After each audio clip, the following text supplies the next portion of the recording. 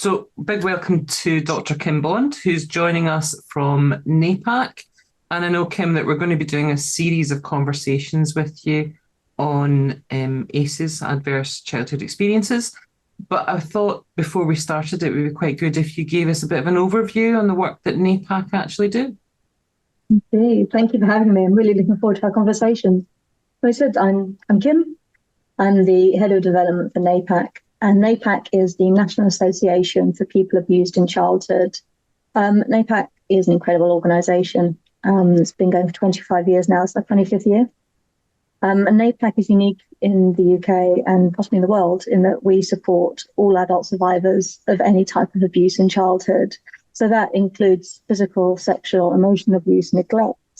And we have a lot of people contacting us about different traumas they've experienced in their childhood that they might not necessarily identify as being abuse, but they're coming to terms with, what's happened to them and how they want to move on with their lives and what sort of support they need to do that. NAPAC has a couple of key services, one of which, the best known, is our support telephone line. That's available weekdays. It's open from 10 a.m. to 9 p.m. on Mondays to Thursdays and 10 till 6 p.m. on Fridays. There is also support by email, support@napac.org.uk. All this information is also on our website, which is napac.org.uk. There's lots of information online that we try to make as available as possible for people, because we know there's some really useful things I'm a survivor myself, and sometimes it's just really good to be able to read through some information, either before or after having a phone call or an email.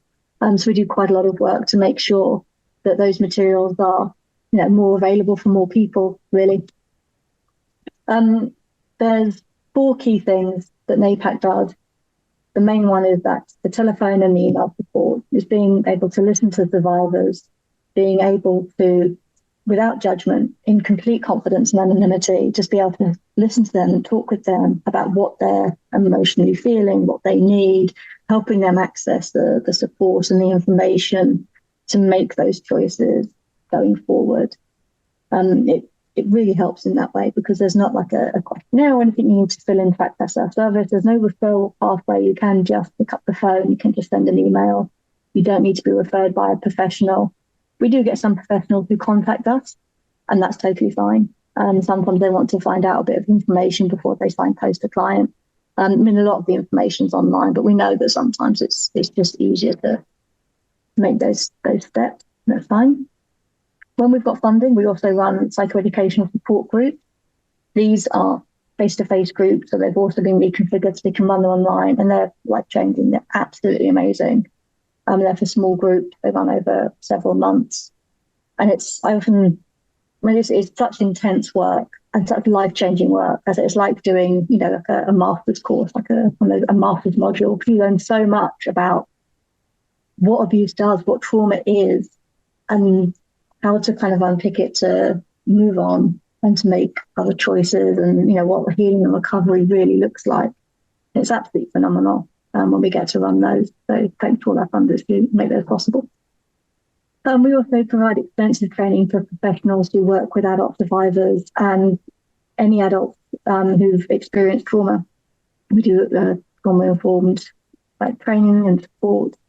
We're doing quite a lot of work to help anyone on the front line, to be that police or youth workers or civil law firms, anywhere where survivors might need to go for information and advice. Because there's 2 significant parts there. One is being prepared for when someone comes to you to disclose they've experienced this kind of abuse or trauma, to be able to help them in an appropriate way. And there's also just recognizing that when you hear a lot about abuse and trauma, you probably need some support yourself because of that vicarious trauma. And that doesn't, whether you're a survivor yourself or not, it can be quite impactful, especially when you're using an empathetic, person-centered approach. So we like to, help people provide better services and take better care of themselves. And there's also things like this we do, research, advocacy, using our data and working in partnership, because we want to raise survivors' voices. We want to raise awareness of what survivors, need, what helps them, the kinds of things that we've learned from listening for 25 years. for all those different themes and the issues that people have raised and what we've learned from, listening for so long, listening to so many people. And we know not everyone can be a disclosed survivor, and they shouldn't have to be. So we can work to try and make sure that they're still heard and that they're, still factored in when there's policy decisions being made or different services being developed and things like this, where, recognising that there's 8.5 million survivors in England and Wales or everywhere. And it's really important to be able to make it a little bit easier for people to disclose and to recognise that they maybe could benefit from support and the kind of options that are open to them. Brilliant. Thank you very much, Kim. What we'll do is we'll make sure that all the contact details for NAPAC are available in all of the episodes that we're featuring you on, and also on we'll make sure that they're prominent in terms of our LinkedIn profiles and such as well, because that's good work and it's something that needs to be available to people. Thank you. I'm really passionate about it.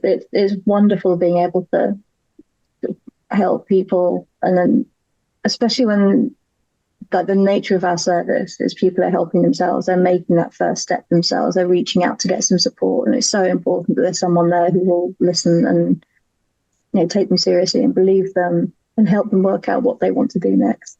So I'm very passionate about our work. It's a fantastic organisation, some wonderful people.